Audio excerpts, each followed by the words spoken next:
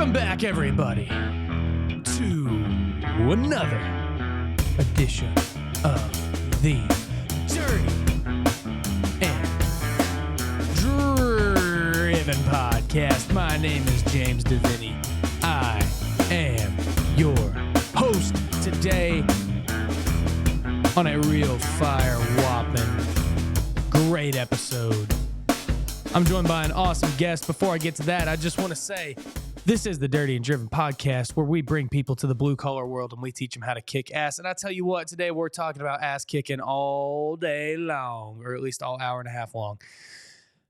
Our goal here is to gain, train, and retain individuals in the blue-collar world.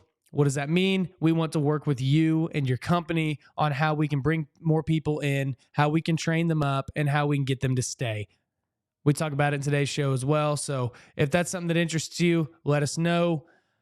Real quick, I just want to say be sure to follow us on social media at Dirty and Driven. If you want a free sticker, then send us a DM or an email, dirtyandriven@gmail.com, or DMs on the social medias, or connect with us through our website. We will send you a free sticker anywhere you want in the world. Also, I just want to say a big thank you to our sponsors. Our sponsors is you guys, the listeners. That's right. Everybody who puts money in the tip jar, everybody who's helped us out along the way, everybody who's bought a t-shirt, everybody who's paid for more stickers. You guys are fucking awesome, man. And we cannot thank you guys enough. It's you guys who keep the show going and keep the show growing so we can get better equipment, better production, everything. So if you want to help us out, if you want to contribute, remember, this is free. We don't run ads, at least not as of right now. So feel free to drop $1, $2, $10, $20 in the tip jar. If you go to the show notes, you'll see a deal that says just the tip. Click here.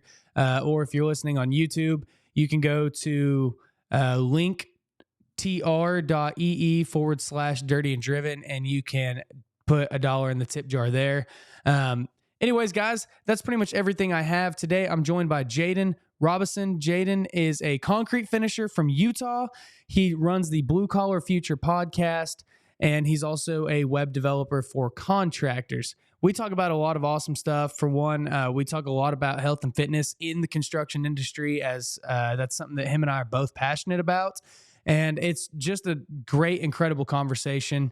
We obviously talk about fun stuff on the job sites, the dirtiest jobs, trash clients that we've had, stuff like that. We talk about a lot of fun stuff, and I really enjoyed this conversation. So check it out.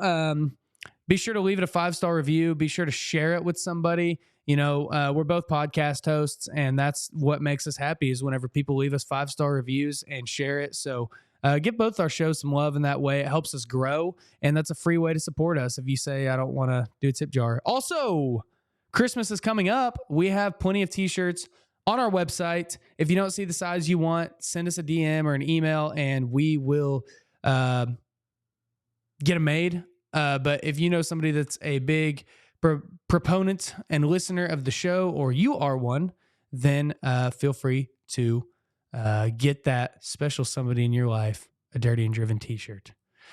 All right, guys, enough rambling from me. Here is the Dirty and Driven Podcast. A guest cancels or I can't make one. Like, there's a whole bunch of things that just makes me be like, man, I don't even want to do this anymore. Just pisses me off. That's what people don't realize, man, is I get people come up to me all the time now. They're like, oh, man, I think I want to start a podcast. You know, if you can help me out, get started, all that. I'm like, dude, I'll help you out. But just know it is a commitment. And there's a lot of crap that even if you do bare bones minimum, you just plug a USB mic in and you just talk to yourself. Even that, I mean, just consistency or just learning how to get it out there. I mean, it's just there's quite a bit you got to learn, and then of course the more the deeper you want to go, the more you got to learn. Yeah, I've had a couple actually where I recorded a whole solo episode and sent it to my audio guy, and I don't edit my own audio, and he was like, hey, I don't think I can use this audio. It doesn't work very well, or it's not, you can barely hear you. And I'm like, what? Are you shitting me? So I have to go through and re-record one, or there's Luckily, I think I've only had one guest episode that didn't go through that way.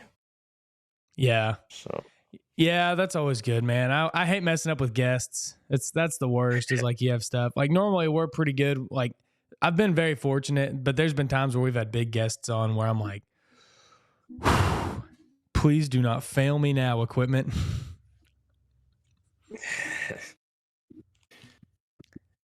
But anyways, cool, man. Well, all right. while we're on it, I mean, while we're talking about your podcast and stuff, tell me a little bit more about it. About the podcast. Yeah. So I started the podcast because I was going to school for engineering and then sort of switched to web development. And that has really nothing to do with concrete, which is my upbringing. Yeah. So I work for my dad in the family business doing concrete. And then I'm also pretty passionate about health and fitness and stuff. And I was like, man, how can I bridge this gap between all this stuff I do? And that's kind of how it came about. So it really started off wanting to talk to tradespeople and bring people to the trades because there's such a push to go to school.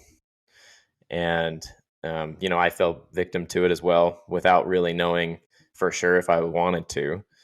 And also kind of bringing a technology aspect into it, and then health and fitness and all that sort of stuff. Yeah.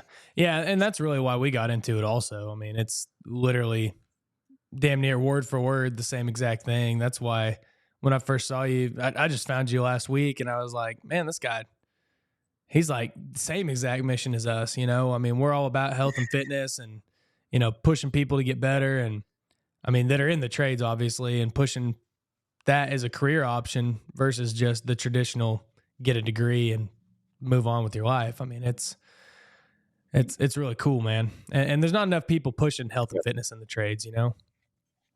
Oh, dude, there's hardly anybody. I actually had someone on my last podcast who's pretty. I don't know if you've seen him on Instagram, Benchin Bricky. He's from London. He's kind of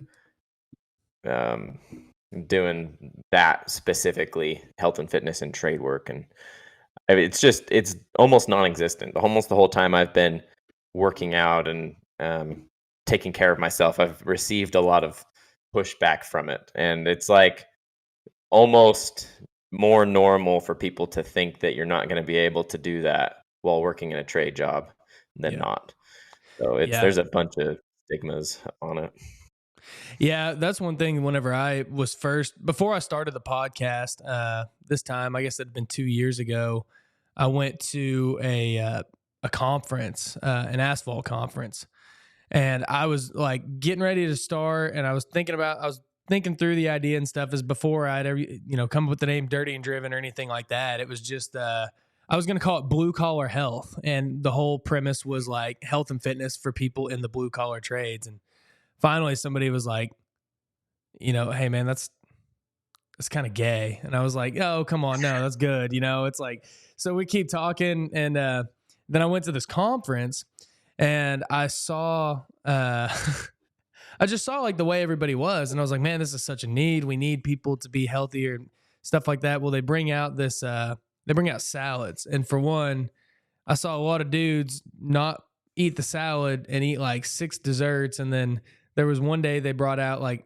a nice, good, fancy salad. And I was like, sweet. It's like an appetizer. I was like, awesome, let's do this. And then one dude's like, the hell is this? I just want iceberg lettuce and ranch. And I was like, well, this is going to be a lot harder mission than I thought it would. So that's whenever I gave up on the blue collar health idea, because I was like, that ain't going to work. Yeah. Yeah, you definitely have to take a little bit different approach because a lot of people are so closed off to it. I mean, the norm is to stop at a gas station 3 times a day and eat fast food for dinner. So it's it's pretty rough. And that's been my thing is like people are so hooked on it, but when I started working out and stuff, fast food makes me freaking sick. Makes me sick to smell, and oh dude, it's gross. And people are living off this shit. And I'm like, you guys are somebody needs to shed some enlightenment on what could actually be possible. Yeah. So.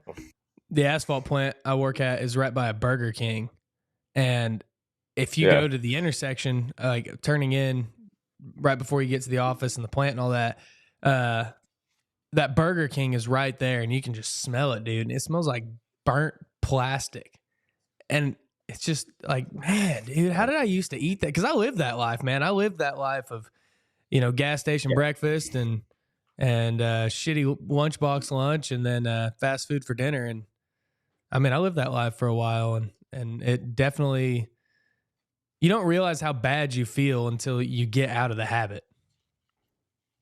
Yeah. Yeah, that was the biggest thing I noticed is when I started paying more attention. And it's not like I started working out and all of a sudden I started eating healthy, but it was a slow change over time where I realized like I wouldn't eat breakfast, or if I did, it would be just a energy drink and some mini donuts or something. It's Yeah. not good. And we would have fast food for lunch and have not a very good dinner. And I started to just completely skip all that because I was like, man, I feel worse when I eat that crap. So, Yeah, dude. Well, I mean, that's so true. I anyways, mean, you it's do. But yeah, man, I mean, I'm glad to see that there's other guys out there that are pushing this, because it's just it's so rare. But like, where I see a true issue is like, we talk about, people in the trades, we talk about longevity of trades workers, we talk about how long can people last. I mean, this fast food diet hasn't been around. Like, your older guys that are in their 50s and 60s, I mean, you talk to a lot of them, they weren't eating fast food when they were in their 20s, right? I mean, that wasn't the way it was back then. There wasn't a fast food restaurant on every street corner. So, things have changed in that regard to where now it is like that. And this is really the first generation that we've seen that. And I think that you're going to start seeing people be able to work a lot less, like way less years, because they're going to start having some serious health issues because of it. So, I mean, that's where it's awesome that you're pushing that, and hopefully it's resonating with at least some people. Well, we're back after that brief technical difficulty. It happens. wouldn't be a remote podcast without one, Oh yeah. Yeah, But I have them all the time. oh yeah. So man, you're kind of like me, you've got a lot of different hands in different cookie jars kind of stuff. So you do the podcast, which is awesome. We talked about that, and then you're also a concrete finisher, and then you build websites as well, right? Yep. Did I leave anything out? Nope. That's it. That's Awesome. that. Cool. Well, let's talk about your website development stuff, and then we'll go into all the good old fun concrete stuff. What are you doing with that, with the website building? So when I had originally thought I was going to be getting out of the trades, I was going to be going for engineering, switched to web development because I liked my programming classes. And by that time, I had met my wife, and she is a web developer, and she was working at a marketing agency at that time. So it kind of fell into place where we started our own business, marketing to contractors to build websites. And she actually does most of that, and she works full time on our stuff. So I don't even really use my skills. I kind of talk to clients and do some of the business stuff, but yep. Oh, nice, dude. So you guys specifically do it for contractors? Yeah, well, and we market that way, but we have a lot of people that just find us on social media that just like us and what we do. So I don't even know if half our client base right now has been contractors. But that's who we're geared towards. It's interesting how that works. Yeah. Yeah, that's cool, man. So how has that been well received? Like, have you had any issue finding clients, or has that been a pretty good, steady deal for finding contractor clients that actually want to spend time and money developing a website? That's been a little bit of a challenge. So like I said, not even really half of our client base has been contractors. And I don't really push that much of anything. I just talk about it on social media, and I get people reaching out. Um, and I have contractors that are all about it, and then some people I talk to that are not sold at all, and that's a little bit more of a struggle. So it's funny because you either have contractors that are gung ho about getting one or don't care at all. Yeah, yeah, it's kind of like they gotta want it, and it's amazing the people that don't want one still yet. It's like I've ran into people that they've got 300 employees and their website's straight out of 2004, and you're like, yo, you guys have the money, like showcase who you are. It's like it'll be a major operation with millions in equipment and stuff like that, big jobs, and it's like it shows them just like grading a driveway on their website, and it's like, dude, show who you are a little bit. Yeah, well, that's the thing. The website is you pretty much your business card on the web. I mean, that's how I kind of like to think about it. And everybody's on the internet right now. A lot of times people are going to look for you on the internet. I think it's a lot of people that only rely on word of mouth that don't care, Yeah. even though social media paired with a website kind of amplifies word of mouth in the first place. Oh yeah. So it's really funny that thought process that Yeah, they that have. disconnect. Well, and a lot of people are Yeah. screaming about, hey, we need workers, we need workers. But then again, and once again, they don't have an online presence. And where do people go whenever they're looking for a job? They Google it. They go construction jobs near me. And you might be the biggest company in town, but this dude who's got 5 guys and he needs someone to do some grunt work, like that's where you go apply because you found them online. Yep. Yeah, because he's actually actively looking and marketing for employees. That's another big one. Is I heard somebody say, and I think since I heard them say it, I've heard quite a few people say it. But you should market for employees like you market for your leads. Definitely. Yeah, Yep. I completely And agree with that. And that's what I tell a lot of guys too, because a lot of the guys that we deal with now, we're not web developers or anything like that. I there's a lot of people that are good at designing websites, and that's not something that I care to do with Dirty and Driven. But we work a lot with just workforce development overall in companies, and like where I tell people is you don't need the work from a good website or good social media presence. Like you do government jobs, you've got steady workflow. That's no problem. But you need more guys, and you have to do that. Exactly like you said. You have to market to the guys just like you would leads. And if you're not doing that, then they're not going to come to you. And you're just going to keep saying, well, nobody wants to work because nobody's yeah, applying here because nobody can find you online and apply. yeah, well, and that's another problem that I run into is a lot of them are saying, I don't need more work. I have too much as it is. And Yeah. it's not about getting a whole bunch of work from it. It's about being there. You know, work will come your way, employees will come your way, but people will know about you. Yeah. And that way you can attract people, you can attract work. And if you have more people, you can do more jobs and you need more jobs. Yeah. So, Yeah. Got to yeah. have the people do the work. And you might have plenty of work or too much work now, but whenever all your guys that are 60 years old then know what they're doing, retire, then you're going to have to start taking a lot less work because you're not going to be able to perform it at the same level you do right now. Yep. Well, how would it be too much work if you added an extra person and then, you had more work coming in too? Right.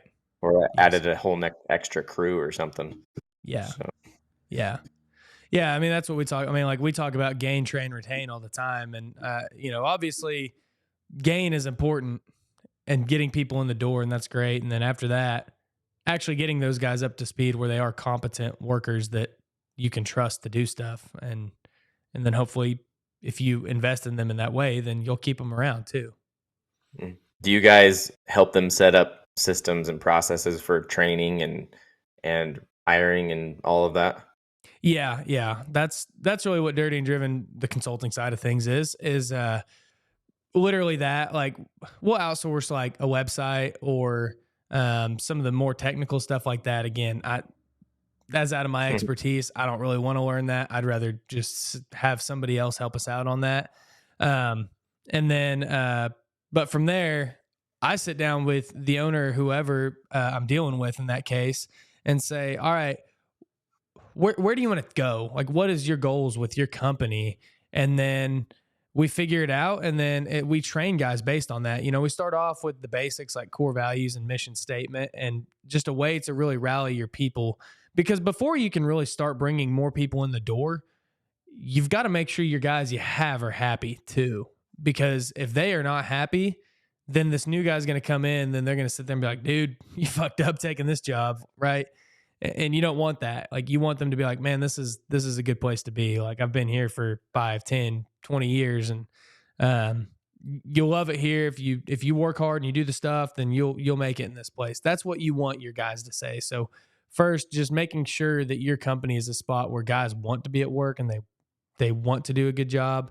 And then we just figure out exactly what they do and what their needs are, and put together, like, I call it like a Boy Scout type system. You basically say, all right, where do you want to go? What are your goals as an employee? And then you put together, like, all right, if you want to be a plant operator for an asphalt or concrete plant, or something along those lines, you've got to spend this much time in the field, this much time on the ground, this much time, with a truck driver. You've got to be good in these skills, and we'll move you up here, and it might be a couple year plan before they're really doing what they want to do, but they at least have that understanding that ball's in their court and they've got to be proficient in certain things before they can move up. Yeah. Well, that's super important. I mean, that's the first thing to ask yourself before you start getting into even online is, do your guys like working? Is your workforce a place where they want to be? Yeah. That was one of my, so I had Chell Gerber, who's a photographer for BuildWit. I think they do something similar, and that's their thing, is like social media and websites is like slapping lipstick on a pig if your employees don't even want to be there, if your current employees aren't even happy. Mm-hmm. Yeah, there's no sense in getting more people in the door if your people there are already like fed up with it. Yeah. I mean, all that's going to do is bring the ship falling down faster. Yeah. Really. And one thing I've learned too is the companies that are resistant to, like, the ones that are like, I don't want social media, I don't want web presence, I don't want any of that. Those are usually the ones anyways that the people are maybe not the happiest. Not always, but they're the ones that are very resistant to change are the ones that are having the biggest workforce issues, in my experience. And the ones that are open to change and they're like, yeah, you know what, we do need to make some changes. That's actually where people are pretty happy, because they're listening to their people, hopefully, and saying, all right, you guys want this, this, and that. So let's get you this, this, and that. Let's make some changes based off of what you guys want. Well, and there's a lot of struggles to run into with the culture and the current workforce in general, because a lot of people are stubborn and kind of assholes. I mean, what they say about concrete guys. Concrete guys are all assholes. So I know that very well. I'm definitely a part of that. And there's been a lot of things I've had to think through in my own mind, where I'm not really acting like the way I should, and it comes with a certain level of being self-aware of the way you are and the way you interact with people to make that change. And a lot of people are just too stubborn to realize that. Yeah. I mean, nobody's perfect, I mean, we're all, it's like you said, I mean, do I practice what I preach 100% of the time? Hell no, dude. Like, I try to, but like I'm big on, like, I don't really like to drink that much. I mean, sure. I mean, I'm wearing a Crown Royal t-shirt on camera here, but it's like, I don't drink very much, and I preach to other people that, like, hey, don't drink as much. But I mean, there's still times where I'm throwing down, you know what I mean? Like, it's, and other stuff. That's just one example, but nah, dude. I mean, people are assholes sometimes, and we don't always live up to it. But I don't think that the purpose is to be perfect or to act like your company's perfect. It's just to say, hey, we see you, we hear you, we're trying. Yeah, that's the most important. Everybody falls into that trap, and you never know, because construction jobs are stressful and hard, and especially if you're in the middle of winter and it's cold, or you're in the middle of summer and it's super hot. There's so many different elements affecting things that um, situations can get out of hand fast. And that's what Yeah. I notice mostly is nobody's actually super mad at each other. They're just mad in general. And Yeah. mad like so they take it out on each other. So if somebody comes into your company and they don't realize that, it is super easy for them to be like, well, fuck this place, I'm leaving. Like it's it's something I notice very much in my own life that I'm working through. It's Yeah. the whole construction culture that really gets the best of people, and that's probably what my podcast is about a lot, is Yes. lifestyle, managing all of that stress, Hmm. how much working out in general can help that, getting off of the alcohol, like you said, cutting back at least Yeah. to where it's not influencing you that much. And there's just a lot of factors that come into that. Yeah. No, and it's important. It's like just one little thing I thought of is one time there's this old man that I worked with, and he was always a nice guy in a good mood, but uh I got so pissed off. I was working on an asphalt crew, and there's one guy who was just a dick. He was just being a dick, and I was so tired of him. And I was kind of complaining about it to one of the other older guys, and he goes, "James, you just got to remember, man, that guy just hates his life." He comes here, work is the only thing he has where he's not just a total little bitch. His wife hates him. His kids don't respect him. He probably hasn't been laid in 5 years. So just cut the guy some grace. Well, there's a lot of truth to that. I mean, even Yeah. times in my own life where I notice I'm the most angry is I'm angry with myself.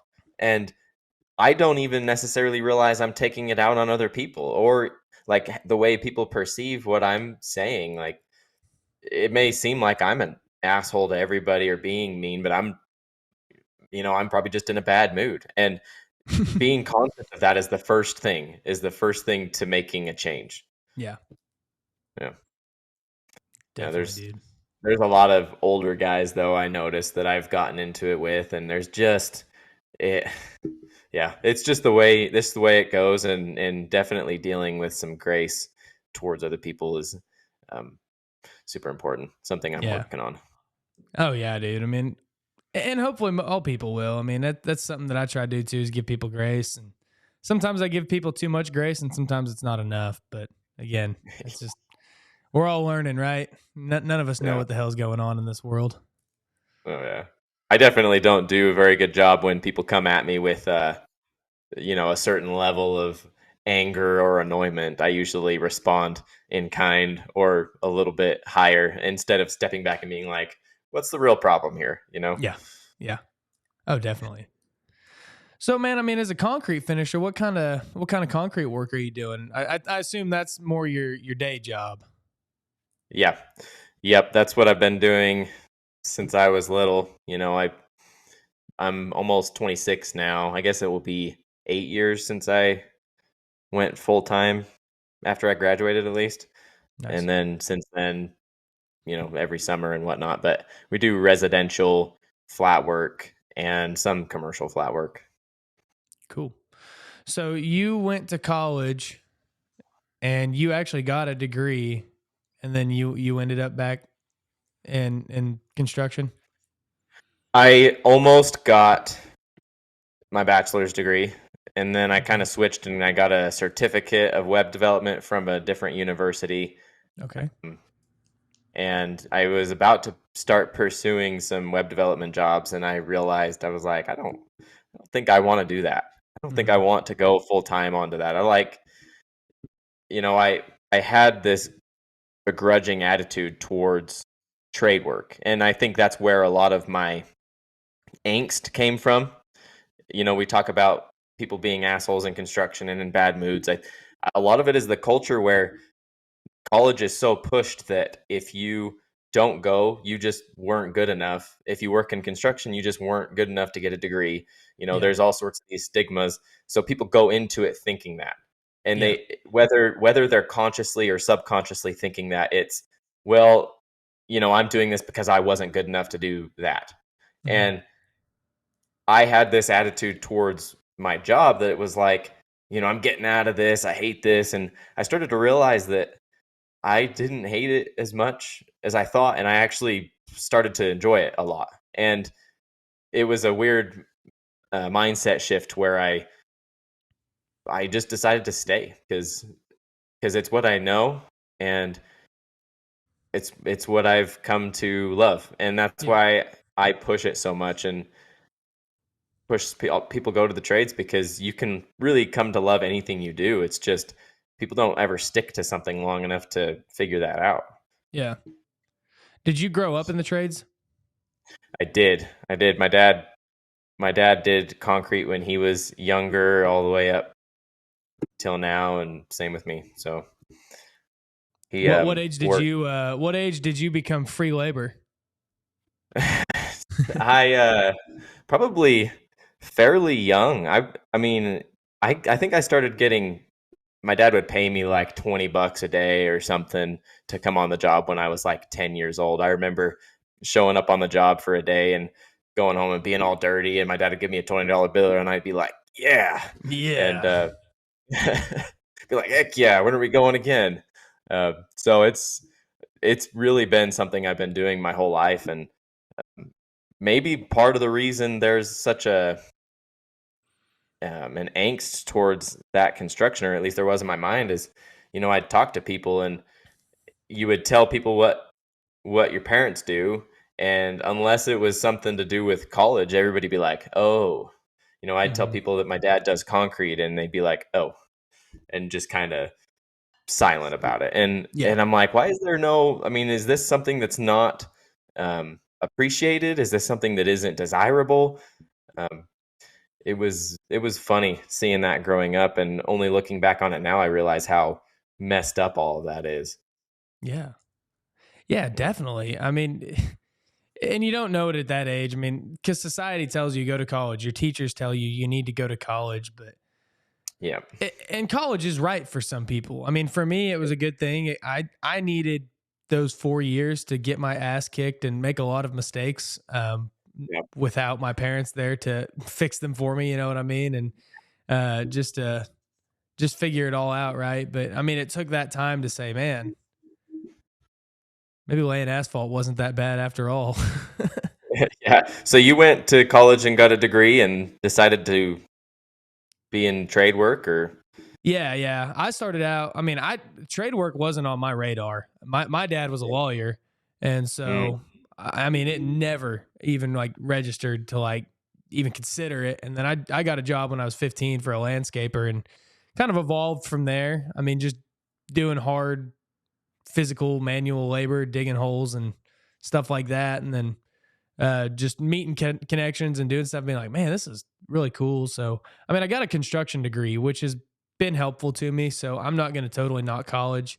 Um, just again, I think that 4 years to just live life and experience and not have any consequences, not have an 8 to 10 to 12 hour day to show up to every single day, but just somewhere that, maybe you have a few classes here, a few there, and you're in charge of your own shit. Like I needed that. I mean, and so yeah, some people do need that. And I know people that work in construction that have degrees that are absolutely useless to what they're doing, but they needed that 2 to 4 years yep, also to just get their ass kicked. yeah. Well, and I don't. Obviously I went to school, so I'm not totally knocking college. I think it's beneficial for some people. I Yeah. think pushing it as the only option and really pushing it as what people need to do to just go just because is a Hmm. little bit skewed, Yes. because people will end up spending time and money and not using it. Yeah. And then that's my biggest issue. So, Yeah, and I hate that too. And I hate whenever teachers push it as if you don't go to college, you're a deadbeat. yeah. Yeah. Like if you post that online, you'll get so much hate from people being like, they don't do that. You're living in a fantasy world, or not a fantasy world, but like your own little bubble. Like nobody says that. And I'm like, I saw it my whole Hmm. life.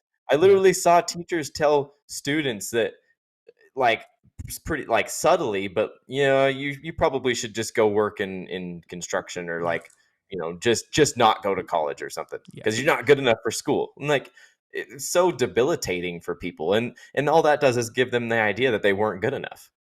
Yeah.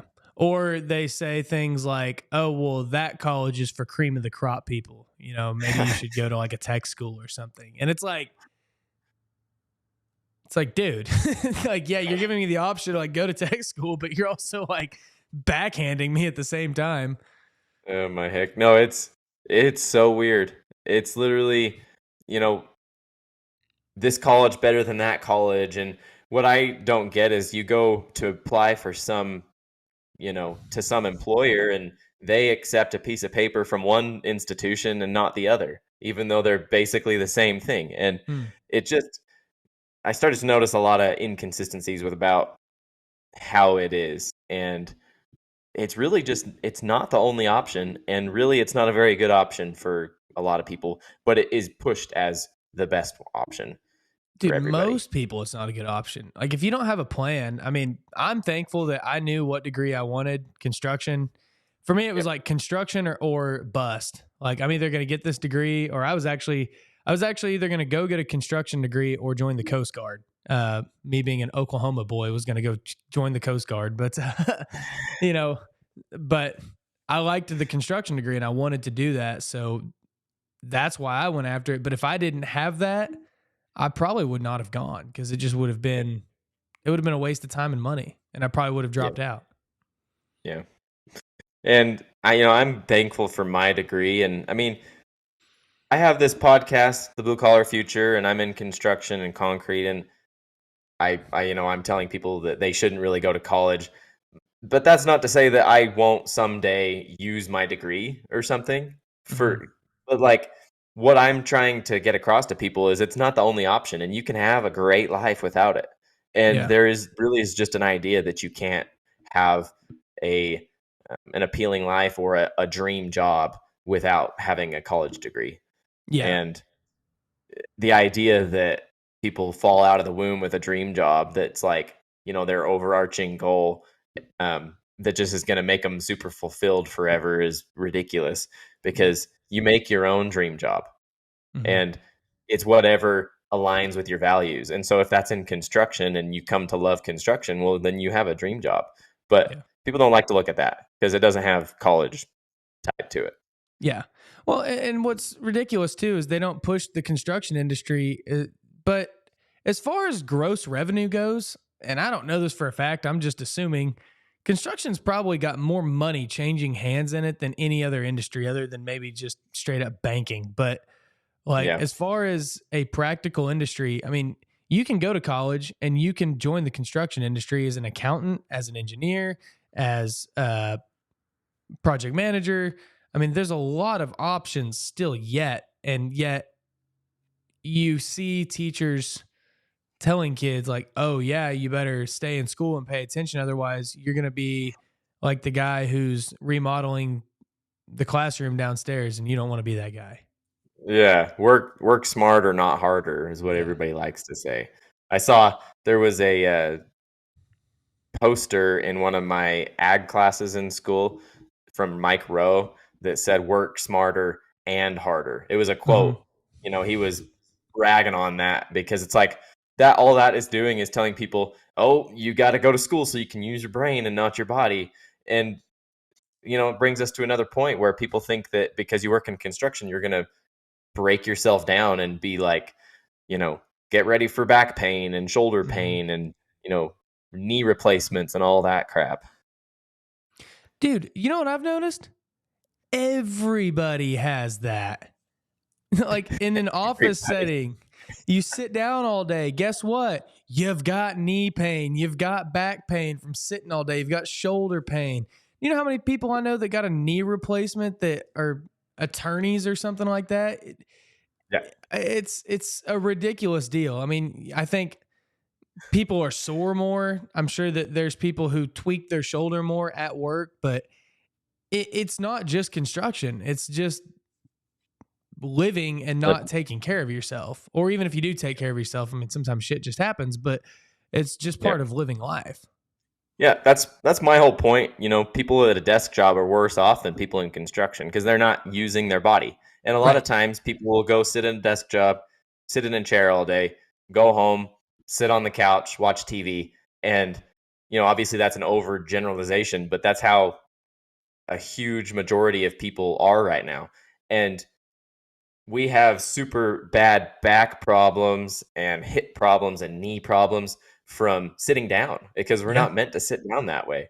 And it just makes me curious because you see just as many people with back issues that sit at a desk as you Hmm. do that are in construction. And I would argue if you take care of yourself, either way, you're better off, but take care of yourself and work in construction, you're probably better off because you're moving.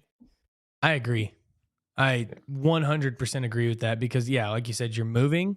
Like, dude, I have a really bad back injury. I've had it I got it whenever I was 21 years old. And it is finally getting to a point where I'm able to get back into doing stuff. It's been, shit, almost 5 years. It's been a tough journey, I'll tell you that much. But actually, whenever I work in the field versus just being in doing office stuff, my back does not bother me. If I'm out shoveling and raking and running equipment and stuff like that, running equipment can hurt it more just because you're still sitting down. But yeah, whenever I'm doing that kind of stuff, it doesn't really bother me that much. But if I'm sitting at a desk, holy shit, dude, I can only sit down for about 15 minutes before I'm like, I got to get out of here. Well, imagine what all of the doctors are telling people to do when they have, scoliosis, let's say. When you have scoliosis and it's bad enough, all they say is you can't lift things up, make sure you're easy on yourself, you're going to hurt yourself. Like they tell you to do less rather than do more. But that's Yeah. not how our bodies work. Like if you do nothing, your muscles surrounding these, injured part of your bodies and bad part of your bodies are just going to deteriorate to nothing. And then you're going to have no support. So you're going to be in constant pain all the time. Yeah. Yeah. You get weak. And Yep. that's kind of what happened. I mean, I still was trying to work out, but finally, like, I got hooked up with an awesome physical therapist, and he was like, "Man, you've got to get strong in those areas that it hurts." And it's very specific movements and exercises that he gave me, and it's like that was a game changer. It was Yep. building up that muscle, and actually, I was avoiding squats and deadlift even before I hurt myself. I would avoid it because I was like, I don't want to get injured. And he goes, "No, you need to be doing more of that stuff. Just do it smarter." Yep.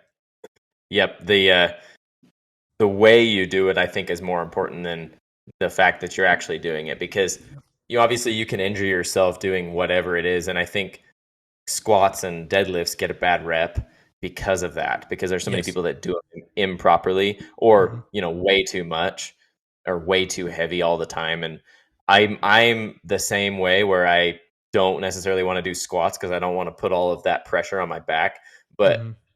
they're super good for you still. And Yeah. they still help you a ton. Yeah.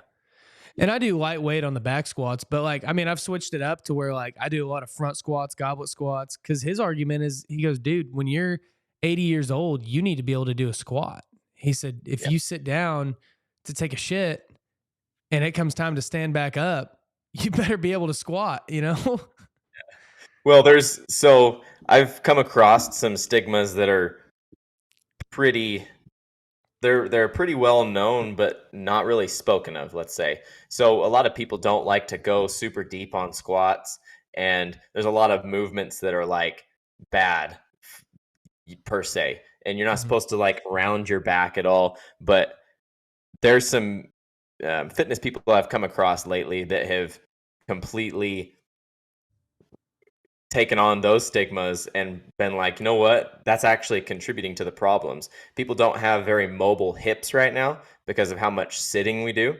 So if you don't go into a deep squat all the time, your hips are super immobile, and that leads to back issues and knee issues and all of those other problems that you have from immobile hips because people don't want to go low on squats and nobody's working on mobility, which is just as important. Yeah. No, I totally agree with that. I totally agree with that. Cause like whenever I heard it, I mean, I was lifting heavy and I was probably going way too heavy all the time, like you said. But I mean, again, I was 21. I was working out in a college gym. You're just meatheads and women everywhere, even though I was happily taken. Just throwing that out there because I know my wife will listen to this. But, still, yeah, you're in there like, yeah, dude, I'm going to throw all the weight on the bar. You go down, then you're just like, ooh, boy, that was bad. So, but no, I was sitting a lot during that time too because I was a concrete and soil tech, and dude, I was driving to job sites all over the state, and you're just sitting all day long, and then finally, you're going, and hopefully I'd be going to the gym those days, and but yeah, just sitting all day long, man. I think that's really what contributed to it. People say, well, did you hurt yourself from playing rugby? No, I didn't do that. Did you hurt yourself from lifting all the time? No, I think I actually hurt myself because I'm sitting in college classrooms all day, and then I'm getting in the truck and I'm driving endless miles and just sitting all day in the truck. And then, my only movement is either walking to class or in the gym. Yep. Yeah. That's some things that I've been taking more focus on lately with my own fitness is kind of taking those stereotypes and becoming more mobile in different areas of my body. As I've always lifted heavy, but I don't do like a whole ton of it. I only work out 2 or 3 times a week and lift heavy. That's all I do.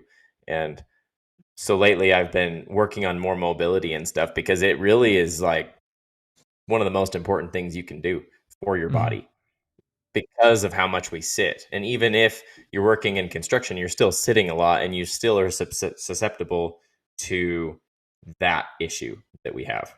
Yeah. How many people on the job are doing mobility stuff? I mean, most people would be like, what are you doing yoga for? Because there's such a stigma around doing stuff like that because it's acting like it's not important. Yeah. Well, there's a weird bravado too of like stretching and things like that. Like everybody makes fun of construction workers doing stretch and flex. And I'm not going to lie, it is a hilarious sight to see a whole bunch of big burly men out there stretch and flexing in full reflective vests and hard hats and boots and all that. A sight like no other. Nope, my camera just cut out on me. A sight like nothing else I've ever seen in my life. And people don't realize how important it really is. Oh yeah. It's way important. I've been thinking through some, workout plans, I guess, specifically for construction workers because there's a lot of information out there and not a lot of people know actually what works and what helps. I think everything helps, but there's things that you can do to counteract all of the movements you do on the job and to build up weak areas and all of that really would help a lot of people. Yeah. Yeah. And do you know Lori Frederick, or do you follow her on Instagram, the Movement Ninja? I don't. I probably will. Yeah, check her out. I did an episode with her. I had to switch back to my laptop camera because this thing is love it. Oh, there we go. Now it's back. But she's really awesome. Her and I did an episode together a while back, a few weeks ago, and that's what she's all about. Is literally she has a whole business based off of movement is medicine, is what she always says, and her business is basically surrounded around just going into refineries or job sites and establishing just a very basic stretching, movement, mobility program for these guys so that way they can warm up, get their core feeling good, their spine feeling good, all that before they're going out and doing all this heavy, hard stuff. Yeah. Yeah, it's super, super important. And, that's probably a take I'm going to be taking in talking to people is you need to move, you need to do things that support all of this lifting that you're doing, because it's not necessarily the lifting that's bad. It's just the fact that you aren't building up any other parts of your body. And construction work is hard, but you don't have a consistent improvement scale on it. So you're not always getting stronger. You're not always making the job harder. In fact, you're usually making it easier for yourself over time. So there's really no way to scale your body to continue building and growing. Yeah. So by that logic, if you're not doing that, then all you're doing is breaking yourself down. Yeah. So, yeah. One of my good friends, Eric Strubig, he's been on the show a lot. He's a mechanic, a diesel mechanic, and he goes and he'll lift the weight of a small car, and he sends me pictures like every day and tags me in them, because we have Dirty and Driven Athletics, which I'll tell you about in a sec. But he'll go and lift that, and I'm like, why do you go and lift like 600 pounds every day, dude? And he goes, well, he said, I actually like to lift really heavy like that because dealing with the machines he's working with, he goes, I lift heavy shit every single day that weighs, he said, there's stuff that may weigh a couple 100 pounds. So he goes, for me, it's actually beneficial to lift. Maybe even not that much, but I mean, also he's just a massive dude, but he's like, it's beneficial for me to lift like this because it keeps me going. Yeah. Well, and the heavy lifting is good. I think people do way too much heavy lifting of not proper form and maybe not very smart exercises, I guess. So, I mean, the way I structure my workouts is I lift heavy, but I don't sit there and kill myself all the time. It's a couple times a week. So a lot of people think that they need to lift heavy every single day, and it's just not sustainable, even if you work at a desk job. Yeah. No, it's not. You got to give your body rest too. Yeah. But yeah, man, that's pretty cool that you want to do that. That's actually something that has been going down my pipe as far as things is. I gotta switch cameras again. Yeah, that's something that's been on my radar that I've been wanting to put down my pipe for a while. Is actually putting together workout programs for guys. Like we've got a few guys that I've worked with here and there that are, I call them more coaching clients. I haven't charged anybody to be a personal coach or anything, but I've had guys, listeners of the show, that have hit me up and been like, "Hey, man, I'm ready to take my health to the next level," and we've gotten together and we've made a plan and they've done well for themselves in that aspect. And I've got Dirty and Driven Athletics, which is kind of supposed to be that. I haven't pushed it very hard, but that's our whole thing of bringing people from the trades to start lifting and getting active and moving and just doing something. But that's something I've been wanting to do as well, as create some of these workout programs and stuff. So I don't know, maybe that's something we can talk more about later, and hopefully maybe we'll work together on some stuff. Oh yeah, for sure. It's it's I can't push it enough. And for what I know, the whole time I've been in construction, I've known the importance of working out, or at least I guess since I graduated and between the time that I wasn't working out to when I started, I noticed a huge difference. And the funny thing is everybody thinks that it's worse for you. All people would ever tell me when I started to work out is I wasn't going to be able to do it or continue doing it because it's too hard and I was going to hurt myself and all that. But all I saw was benefits in my own experience, and they just continue being, miserable all the time because they're not taking care of themselves. You know what pisses me off? The old, and I get this all the time in the industry, is, boy, just wait till you get to be my age. Oh my hell. I went on a rant about shit like that in one of my podcasts.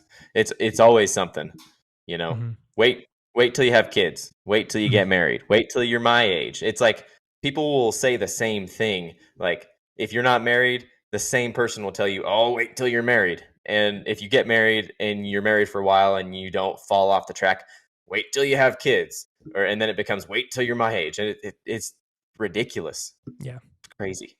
Yeah, I've got one guy at work that's telling me that all the time. Like I'll be training for stuff and I'll talk about, and I don't talk about this stuff at work that much, but it's like I'll especially if I'm training for a marathon or something, sometimes I'll say like, yeah, I was out on a run, and like that'll be it. Like I'll tell some story or something, and he'll be like, yeah, you guys do that, but he'll take a sip of his Coke and a drag off a cigarette, and just wait till you're my age. I used to do that stuff too whenever I was young, and it's like, well, you probably still could, honestly. Probably. Dude, I saw a lady, I shared on Instagram. I saw a 97-year-old lady doing gymnastics. I think I saw that video too. On Instagram. She was literally holding herself up by only her arms on a set of parallel bars. I don't even know very many people my age that can do that in the first place. She's 97. That's It's people incredible. use their age as an excuse way too much. Yeah. Drives me insane. Do you follow the Squat University at all, Dr. Aaron I've Horsey? heard of them. I've Yeah, heard of them. he's I got a don't. big page. And Yeah. that's my physical therapist that I was talking about. He's an awesome guy, but he's always talking about, like, he'll post pictures of like old women or old men out like Yeah. squatting or deadlifting, and it may not be much, but he's like, this is so awesome to see that people, upper in age, their 80s, 90s, they're still doing this stuff. Like, it's keeping their body functioning to where they don't just have to sit around a nursing home all day. Yeah, my goodness. It's, people don't understand how important being strong is as you age, because being strong as you age is the difference between, having health problems and not, having injuries and not, being able to get up off the ground when you fall. Like, there's all sorts of different benefits that um, you won't see until you get to that age. The Mhm. working out is more of a longevity game than it is a start and finish. It's Yeah. a you start doing it and then you continue doing it in some capacity forever, because it's about taking care of your body in the way it should. Yeah. The other day, one of our listeners, I was having a conversation with them on Instagram, and they sent me something that said, fit people get injured less. Yeah. And I think that's totally true. I mean, I see fit people in the industry, even if it's like bare minimum. I mean, seriously, like, I'm not even necessarily saying everybody has to be like cranking out PRs in the gym all the time. Just, some basic stuff just to keep things moving, mobility work, stretching every now and then, going on a walk at the end of the day, just something to keep your body moving well. But it's true. I mean, the people that are more fit have less shoulder issues, less knee issues, because they're strengthening those muscles. And then you're using those muscles all day at work, but now you're strengthening the muscles around those ones that you work, so it's making everything work better. Yep. I mean, imagine being at work and wearing down one set of muscles all day, Mm-hmm. and you don't have the supporting muscles on the other side or whatever strengthened to support that. So, something happens and you tear a muscle or something because they're worn out and you don't have anything they're supporting.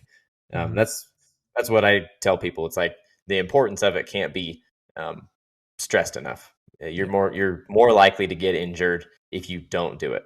Yeah. Well, I mean, let's look at like your concrete finisher, for example. So, I mean, what are the common injuries there? I'm guessing low back, shoulders, knees. Yep. I mean, you're up and down all day long. You're on your knees. You're standing back up. You got your swinging your come along, and you're carrying forms, like Yep. pretty common injuries. Yep. And I mean, dude, that's one of the hardest jobs in the construction industry on your body is concrete finishers. I mean, Yep. that is a physically tasking job, and if you prime your body for it, man, I know some concrete finishers that are pretty jacked, and it's like you're saying, they have an active lifestyle from being a concrete finisher, but they also take care of themselves, and they're just monsters.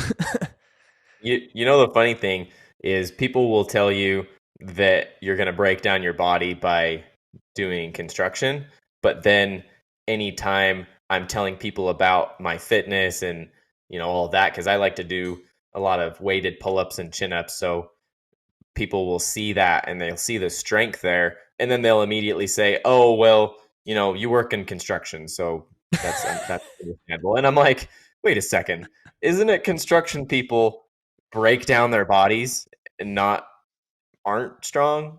Or I'm fairly lean, so people will see that and they'll be like, "Oh, well, yeah, you work in construction, so it's easy for you." And I'm like, what is it? Is it bad for you, or is it actually good and helping? It's always an excuse for them to feel better about themselves as to why they aren't that way. Oh yeah, dude. People always have an excuse for you. Yeah. They'll literally make excuses for you to make an excuse for themselves. Yeah. Make an excuse as to why you have success and they don't, so Yeah. that they feel better. Yeah. No, I've started doing that. So like I've started running marathons because, like, as far as strength training goes, it's very capped right now on what I can do because of my back injury, but I can run and not have too much injury from running. And even though I don't love running, but Yeah. I do it because it's hard, and I like that challenge, that mental challenge of running. And at first it was, it's because you're young, and I was a guy that I was made fun of a lot in high school for not being the most athletic person in the world. So people come at me and, well, you know you can run that far because you're young. It's like, well, I know a lot of people my age that can't do this. And then it's like the wildest one to me is people go, my mom bikes a lot, and people will go, oh, well, you can run like that because your mom bikes all the time. And I'm like, What the that hell? doesn't even have anything to do with me.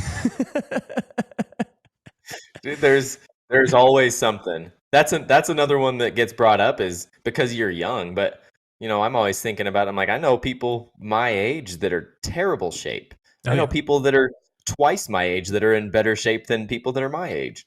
I mean, you really can do whatever you want, but a lot of these people have a cap on what they can do in their mind because they're not able to, so they just think that they can't.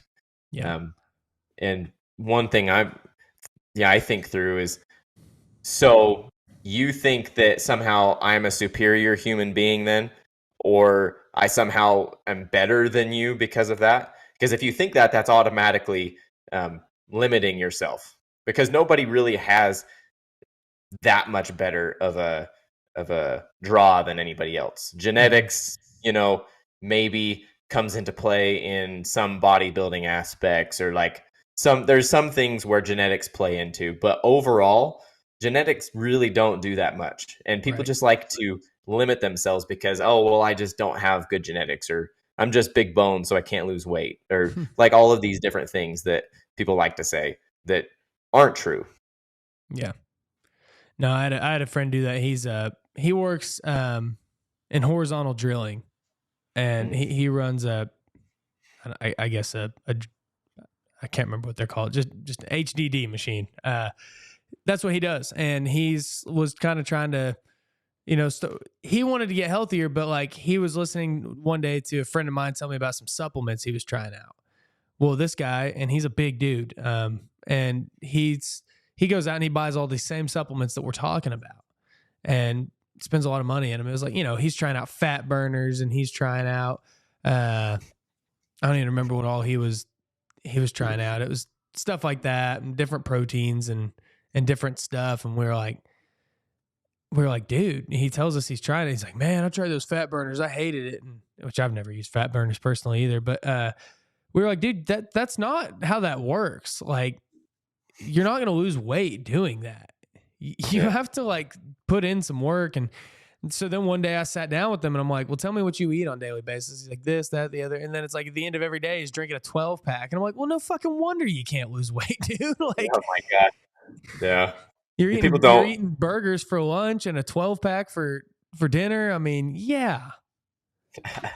people don't see the how many calories and how just bad it is for you to drink that much. And Yeah. that's really one of the biggest reasons so many people are overweight is because of the damn beer, Yeah. alcohol, whatever. Like at the end of the day, when they have a 6 pack or 12 pack or whatever it is that they just, they go home and maybe they don't even realize that they drank that much, but it's all of a sudden they're at the end of the night and they've had a whole pack of it and they're like, they don't even think about it and then just Yeah. go about their next day and do the same thing.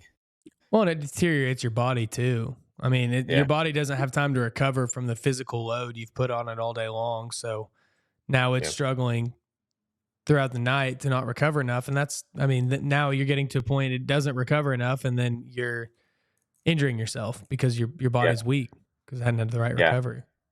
Yeah, our bodies are primed to recover through sleep. Mm-hmm. And a lot of people like to say that they need the alcohol to sleep. But if you fall asleep with alcohol in your system, no matter what it is, it's a disrupted sleep. So you really don't get any recovery from it.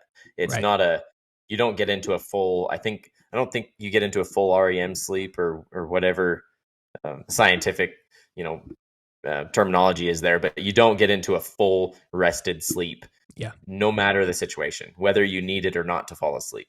Exactly. So people don't see just how much it affects you. Yeah. Oh yeah, definitely. So man, let's switch gears a little bit. Let's hear more about like your actual like construction side, the concrete stuff. Let's hear what the life of a concrete finisher is all about. It's funny, we're over 100 episodes in, and I've had plenty of guys that concrete is an aspect of their business, but I don't know that I've had just that's what you do as a concrete finisher on here yet. Yeah, I was thinking yeah, about that today. I was like, shit, this is the first just concrete guy I've had on. yeah. I've had a lot of landscaping people on mine, people with concrete-esque backgrounds, but nobody else that's concrete um, specified. There's a lot Mhm. of concrete gets a bad rap because, like you said earlier, it's pretty physical, and a lot of people don't want to do it. So it ends up falling to the people that will do anything, which is a lot of the Mexican people that are here. So, like one of our workers right now that started working for us, he's actually my cousin, and one of his friends said to him when he started working for us, he was like, "You're doing concrete? That's a beaner job." and Jeez. it's like, are you shitting me? Like, because there's such a stigma. Because Yeah. I mean, if you look at a lot of the crews around here, it is a lot of Mexicans, and there's really just, anyways, you sidetrack there. It's a hard job, but people, like I said earlier, limit themselves, and I think it's only as hard as you make it. Mhm. Um, Especially if you have that crappy diet, crappy lifestyle of, drinking yourself to sleep and waking up the next. I mean, it can just make it miserable. So as far as day to day goes, we pour flat work every morning, and we prep the next job in the afternoon, and sometimes we make another pour in the afternoon. So we're going around to different residential subdivisions, whether it's custom homes or kind of volume builder homes, and either pouring basement garages, driveways, patios, porches, all that type of stuff That's day awesome. to day. Yeah. Yeah, it's cool because we get a good mix up, and we're never on the same job for very long. Yeah. I know a lot of people, like especially framers, they're on the same job for a month or two, and we're really on a different job almost every day. We, depending on what it is, we spend really one day per job. As far as the beginning of the job cycle where we pour the basement in the garage, that's pretty much one day. When it comes to the end, we usually do the driveway, patio, whatever else there is, in 1 or 2 days. Mhm. So it's a different place all the time. Yeah, which is awesome. I mean, of course, there's pros and cons to everything, but I love that. That's why I joined the asphalt business whenever I kind of got into the industry, is because you're on a job couple weeks max, and then you're on to the next. It's awesome. Change of Yeah, scenery. I hate being in the same place all the time, man.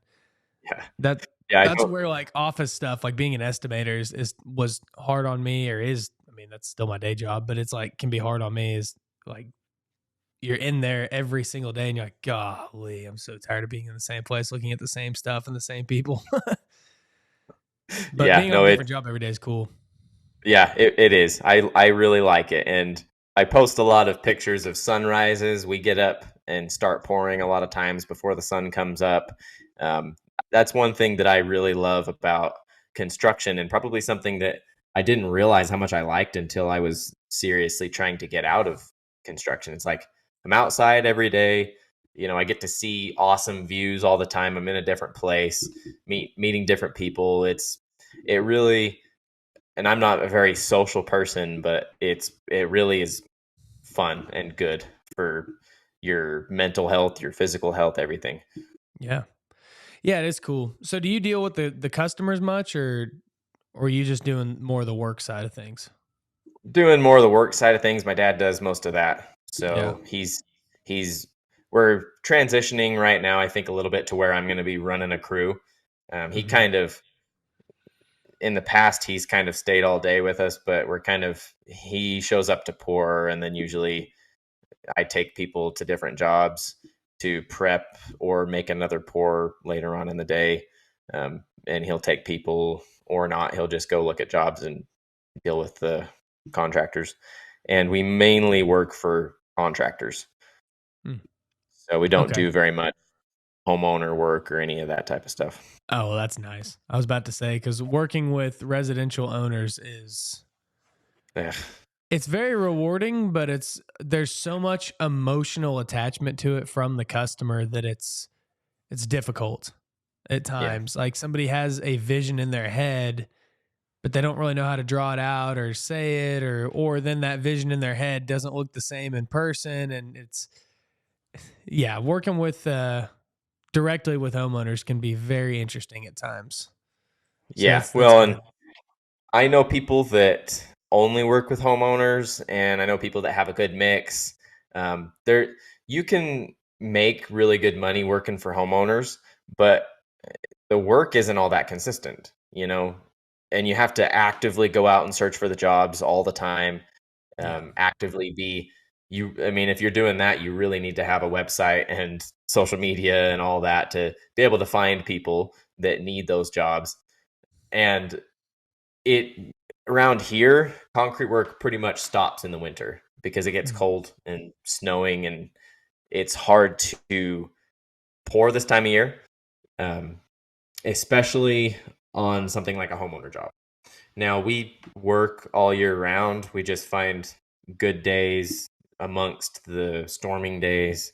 And we have to use concrete blankets because if we don't, the concrete will freeze and it won't cure properly.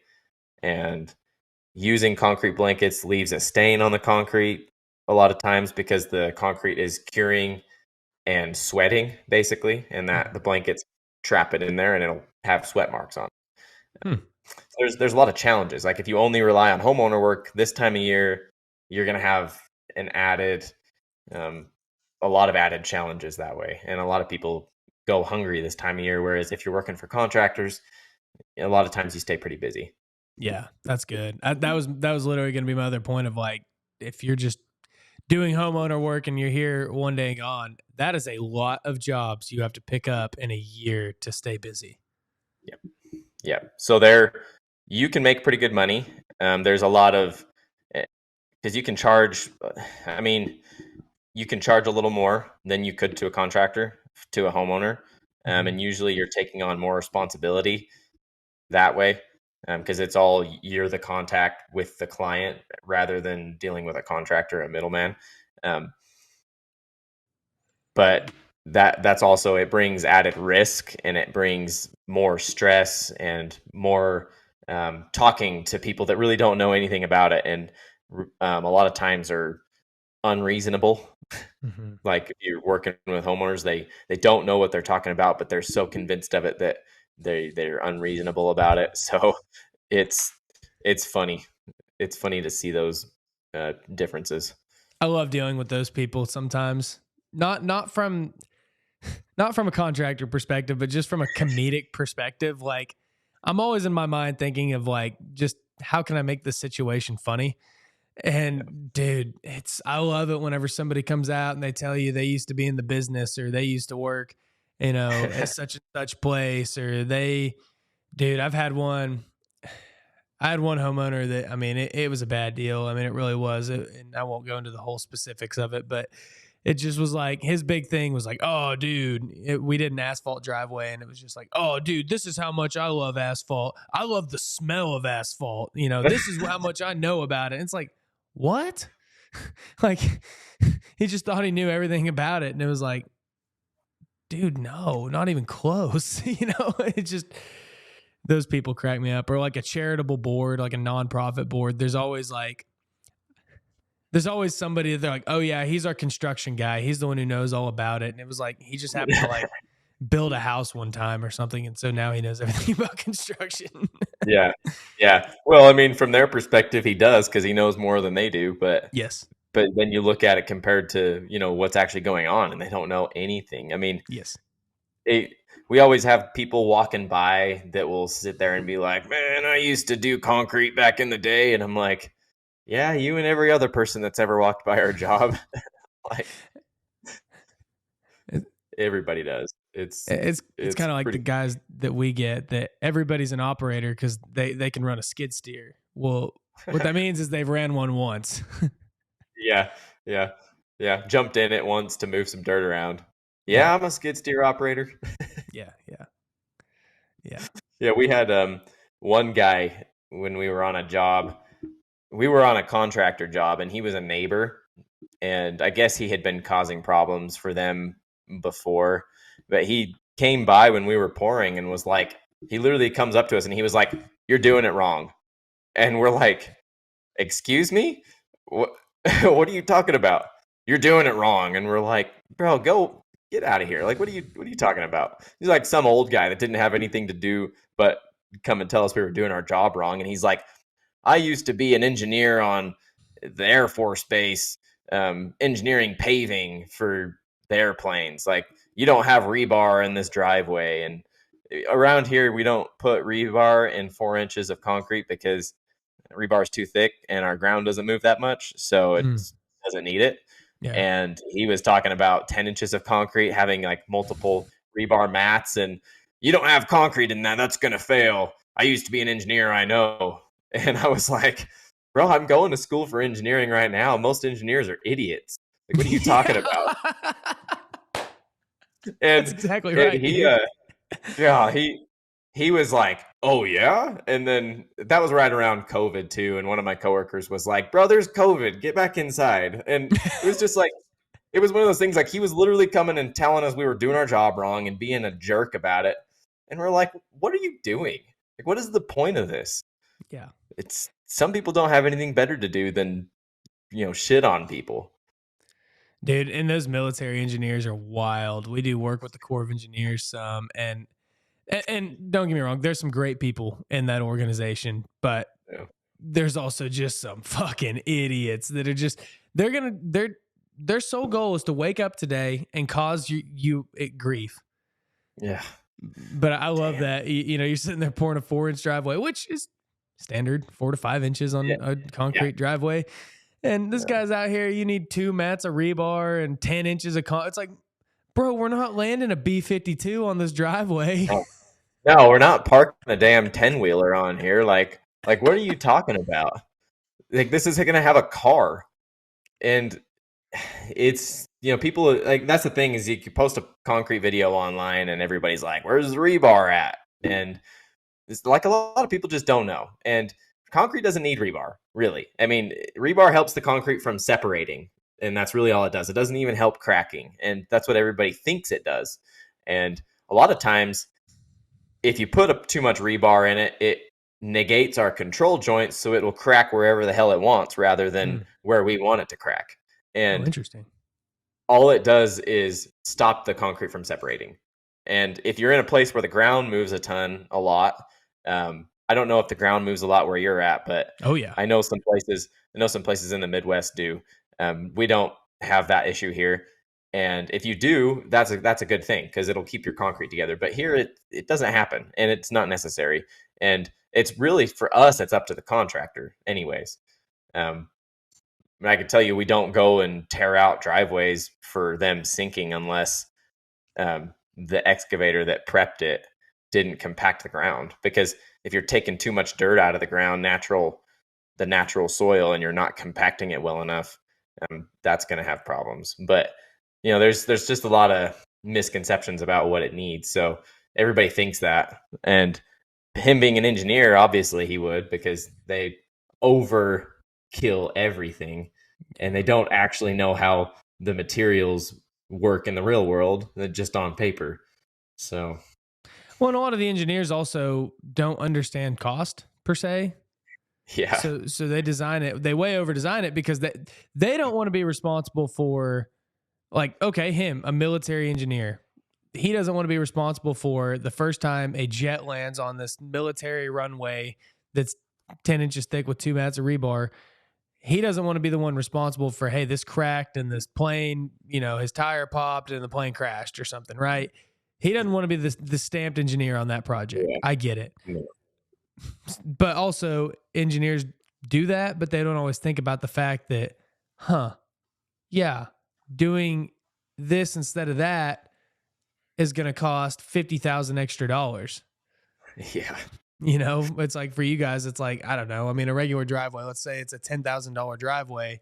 for 4 inches to dig it out, put it, pour concrete, whatever. That's probably what it'd cost here for just a regular single family residency.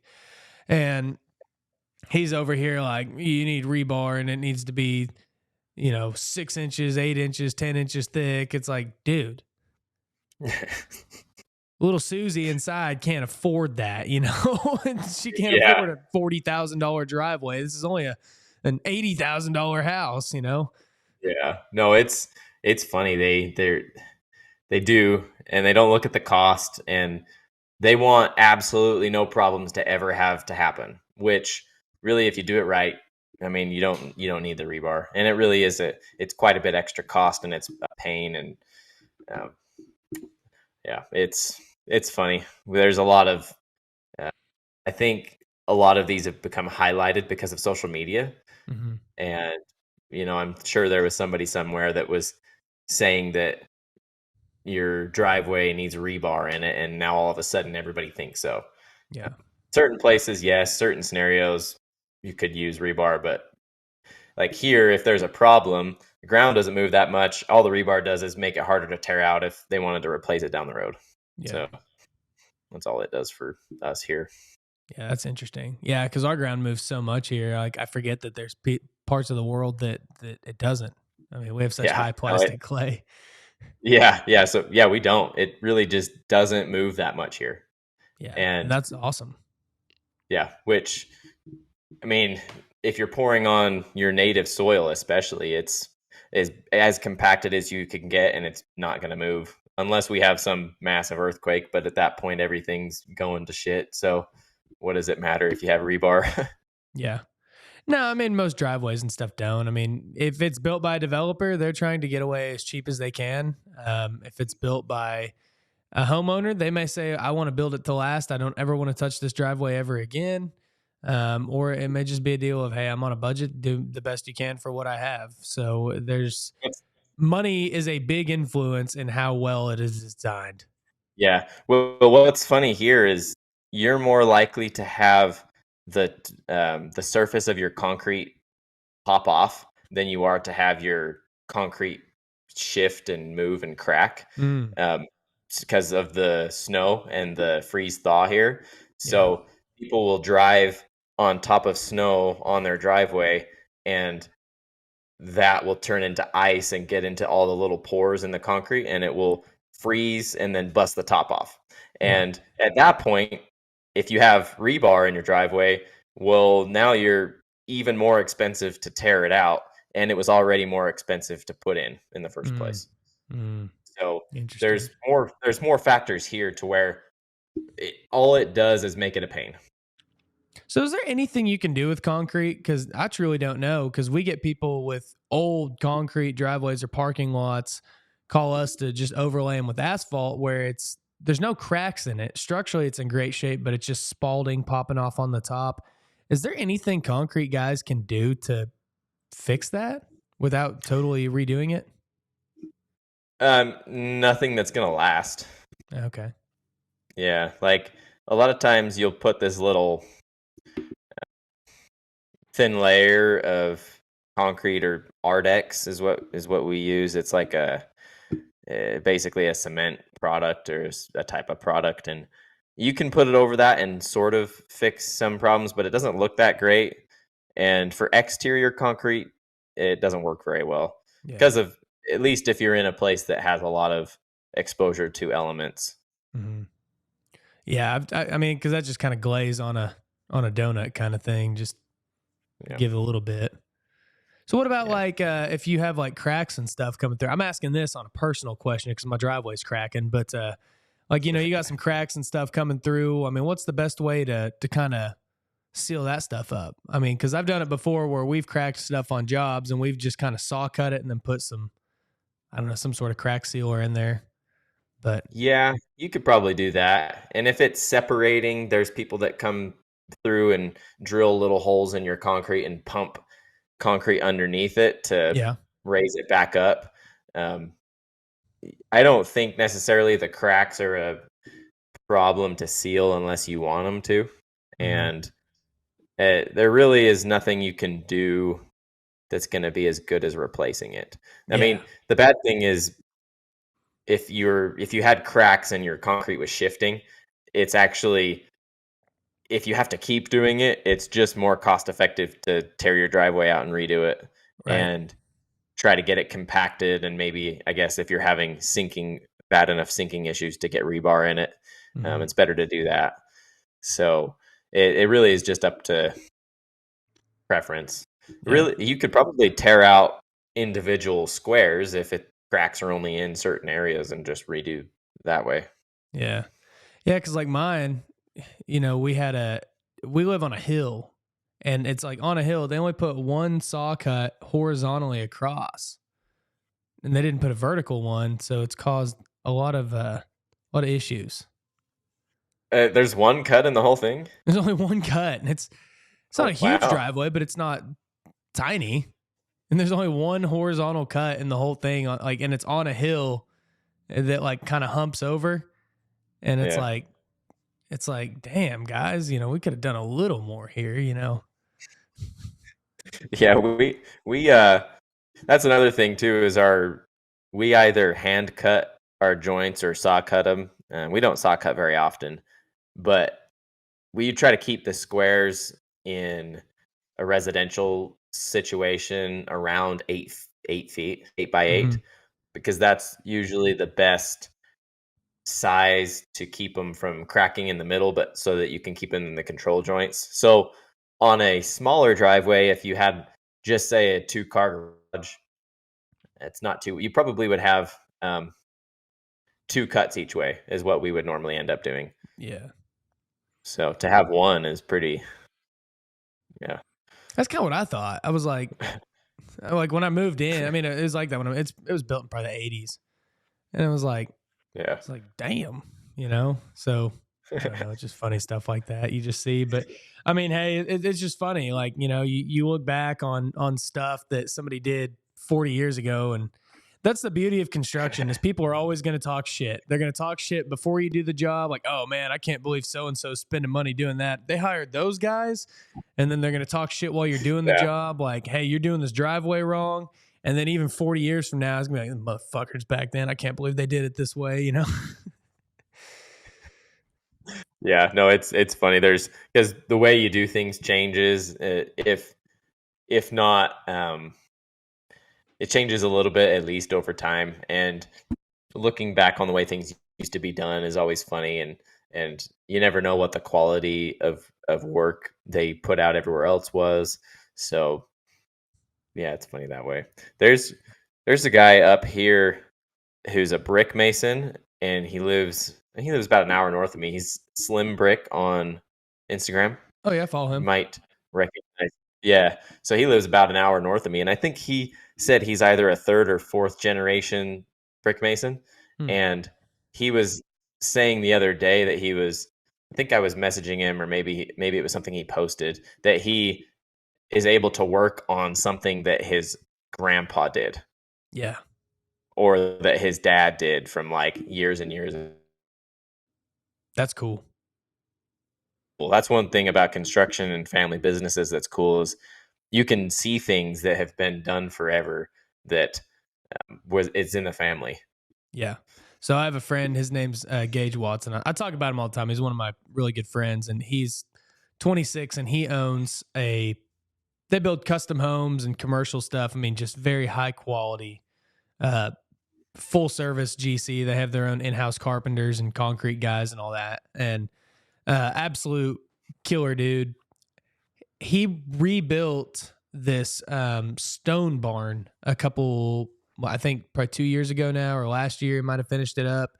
It was we have this mansion here in town called the Marlin Mansion. It was owned by an oil baron, E.W. Marlin. Back, he was one of the first real big named oil guys in the world. And anyways, while they were building his mansion, they had this stone quarry just down the road from it, and they had this building, and that was their where they would cut the stones for the mansion. And it just sat there for a long time. It was just dilapidated, beat down, whatever. Well, Finally, this guy bought it. He's a realtor here in town, and he decided he was going to turn that into his office and totally redo it and make it just a badass, awesome, historic building. And so my friend Gage got the contract to do that with his company, and his great great grandpa was the one who originally built that. So That's cool. yeah, That's way cool. yeah, like that's Imagine pretty that. badass. And seeing the work, and even if it's not like quality, but seeing how long it's lasted and being coming back through years later. Yeah, that's way cool.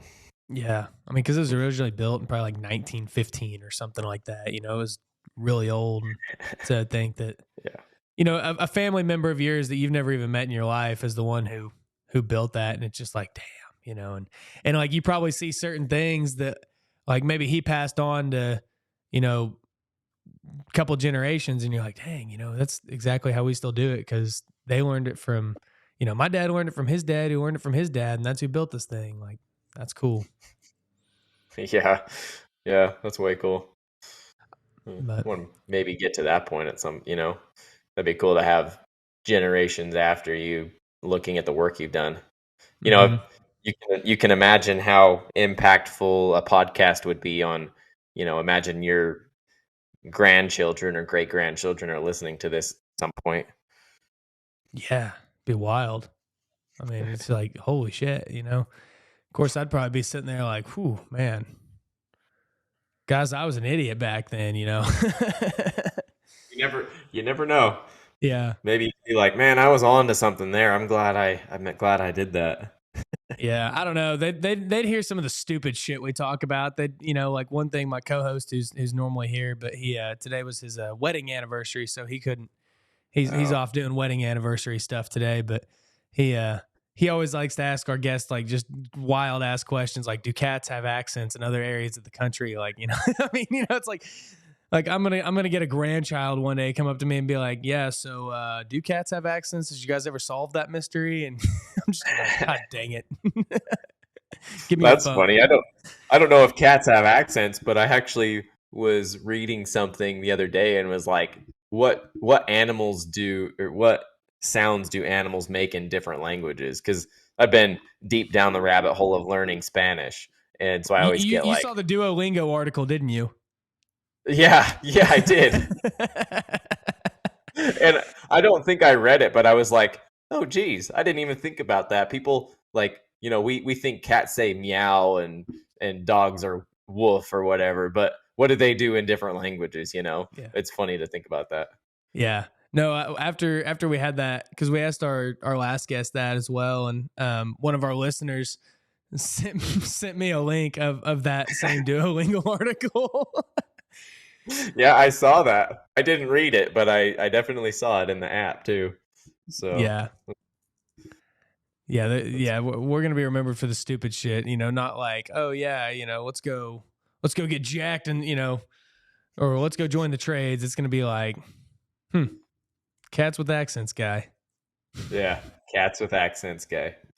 Yeah, I think that might be a new tagline or something. there you go. Our next campaign. Well, cool, man. Well, Brother, I think it's about lunchtime over here. So shoot. How long have we're, we gone? we've, Quite a while. yeah, about an hour 30. Nice. So, I mean, hopefully we shared some value today about, I mean, what I would sum it up to, man, is, well, and a lot of people that listen to the show listen that either are into the trades and into health and fitness and into taking care of themselves, at least to a minimum degree. Or it's people who have found our show and they're trying, you know, they're just now getting into it, stuff like that. So, where can these people follow you to where they can just keep hearing what you're trying to say? Yeah, you can go on, obviously on my podcast, Blue Collar Future. It's on everywhere our podcasts are and YouTube. And you can go find me on Instagram, Jaden R. Robison. And, I post mostly on my personal account there, but I also am running the podcast page and the company concrete page too. So I kind of post a lot of concrete, fitness, podcast, and all that type of stuff. Yeah. So, And I got to say, man, the short time I've been following you, I've seen some of your concrete pours and stuff. And I got to say, some of those are all the ones that I've seen have been very high quality, very awesome looking jobs, man. I really like how the finished product turns out, how it ends up looking. That's probably, I like being outside. I like seeing the sunrise and doing all that stuff and being on different jobs, but seeing it go from gravel to a finished job, concrete, whatever it is, it's awesome. Yeah. Yeah, dude, the other day, like I love that broom finish look with like the troweled edges. Like that just is clean as hell, man. You're posting some of that, and I was like, God, that's good looking stuff, man. So Yes, good sir. deal. Awesome. Oh, I Well, almost thanks for having forgot, me man. on. Oh, yeah, I almost forgot. We always ask every guest, what is the dirtiest job you've ever had to do? Oh, shoot. Well, I can think of one in particular where we were pouring just a regular basement, and my the pump operator had like a leak in his pump or something, and I was running the hose, and it literally dripped on me like huge globs, like the whole time we were pouring, and I was filthy. I literally had to go home and shower because I had concrete all over me. And like you get to jobs where maybe you're pouring a really thick slab and you have a big hose or something and it splashes a ton. But like I think one of the dirtiest jobs I've ever had it was a regular day, but the freaking pump operator had a leak and he couldn't figure out how to get it fixed. So he literally leaked on me all day. It was bad. It literally looked like I had gotten concrete dumped on me. Jeez. You're just like getting in your truck. By the time you're home, it's just set up. You're like sitting there looking like you just got eye contact with Medusa, just like, Oh my gosh. Back then I was going to school still, so I would go to work and leave, however far into the day. I'd usually have one class in the middle of the day, and I would go to class and come back, but I had to go shower in between. And I had brushed myself off like 3 or 4 times. And I have one video still, I think, of one of my coworkers taking a video of me. And I literally had concrete all over my shoulders and my hat and my hair and everything. It was terrible. And the best part about that was one of the pump company guys came and he fixed the problem almost right away. So that guy leaked on me for like an hour and a half, and the other guy came and fixed it. yeah, And I just was like, immediately. yeah, he was like, you got to be kidding me. He literally came and got this figured out right away. Whatever. You could look back at things people have done to screw you over and be bitter about it, but it's just funny to laugh at it. It is. I had my old truck. It was the first truck I had, but I drove it for years. But I was on a job site and they had a concrete pump, and that same thing happened. It was leaking, and it just they were pouring on top of a 3-story building. They were building a prison, and I was testing. So I parked down below, not even under the pump truck, but it's got some leak in it, and my truck just gets rained on by concrete. And I mean, dude, when I sold that thing, there's so much fucking concrete just like on the paint that I could never get off. Oh, dude. Yeah. Well, shoot, maybe I'll post that video on my story and tag you in it. Oh, please do, man. If you got a video of that, that'd be awesome. It was miserable. There's been other jobs I've gotten dirty on, but that's the funny thing is where we are, most of the new guys get dirty, like really dirty all the time. And over time, you figure out somehow how to just not get dirty. So I feel like I don't get that dirty anymore. I don't know what it is about people starting out that they just like roll around in it or something. But I think it's almost like a bravado. I don't get that dirty. So.